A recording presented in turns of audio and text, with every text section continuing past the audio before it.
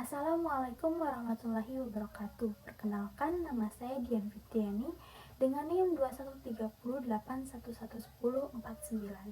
Di sini saya akan menjelaskan sedikit penjelasan tentang Mode of Entry International Franchising, Cost dan Benefit pada studi kasus Domino's Pizza untuk memenuhi tugas mata kuliah Bisnis Internasional dengan dosen pengampu Rizky Hegia Sampurna.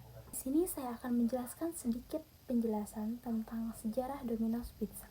Domino's Pizza adalah sebuah rantai restoran pizza internasional yang didirikan pada tahun 1960 oleh Tom Munatan dan saudaranya James Munatan di Amerika Serikat.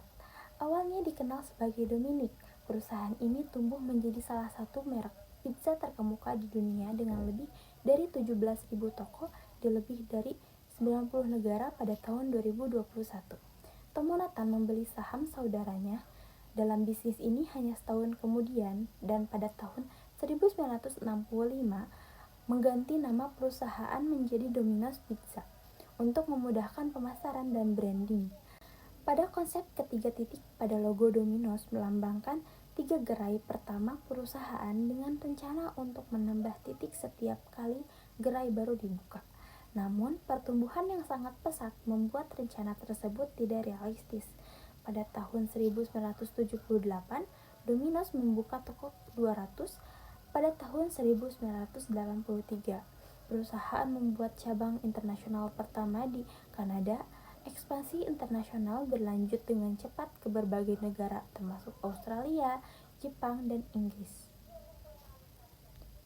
Mode of entry adalah strategi yang digunakan oleh perusahaan untuk memasuki pasar internasional.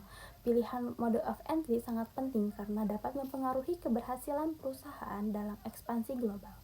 Perusahaan Domino's Pizza menggunakan salah satu mode of entry yaitu international franchising.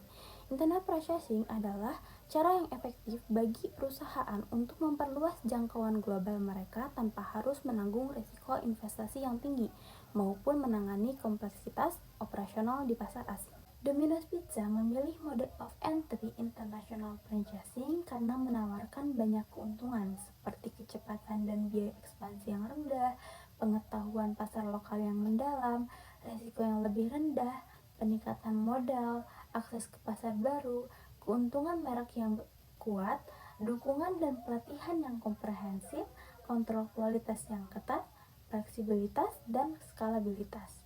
Strategi ini telah terbukti sukses memungkinkan Domino's Pizza untuk berekspansi ke lebih dari 90 negara dan menjadi salah satu rantai pizza terbesar di dunia.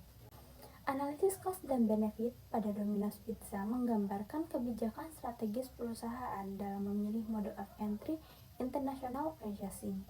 Meskipun terdapat biaya awal yang signifikan seperti pengembangan pelatihan franchise dan adaptasi produk untuk pasar lokal, manfaatnya meliputi pendapatan stabil dari biaya warabala dan royalti, ekspansi cepat dan risiko terbatas, pengetahuan dan koneksi lokal, fokus pada inovasi produk, penguatan merek global, dan ekonomi skala melalui pertumbuhan jaringan franchise. Dengan demikian, international franchising terbukti menjadi strategi yang efektif bagi Domino's Pizza untuk memperluas kehadiran globalnya sambil mengoptimalkan kompetensi pertumbuhan dan meminimalkan risiko finansial. Analisis cost benefit pada sistem franchise Domino's Pizza memainkan peran kunci dalam pengelolaan dan pengembangan bisnis mereka. Dengan memahami biaya dan manfaat yang terlibat dalam operasi franchise, Domino's dapat mengambil keputusan strategis yang terinformasi, mengoptimalkan sumber daya, dan mempertahankan keseimbangan yang sehat antara biaya dan manfaat. Melalui pendekatan ini, Domino's dapat mengembangkan program pelatihan dan dukungan efektif, mengevaluasi kinerja franchise secara objektif, dan meningkatkan profitabilitas serta pertumbuhan jangka panjang jaringan franchise mereka. Dengan demikian, analisis cost benefit menjadi alat yang penting dalam memastikan kesuksesan dan keberlanjutan sistem franchise Domino's Pizza. Sekian penjelasan dari saya, mohon maaf bila ada kesalahan. Wassalamualaikum warahmatullahi wabarakatuh.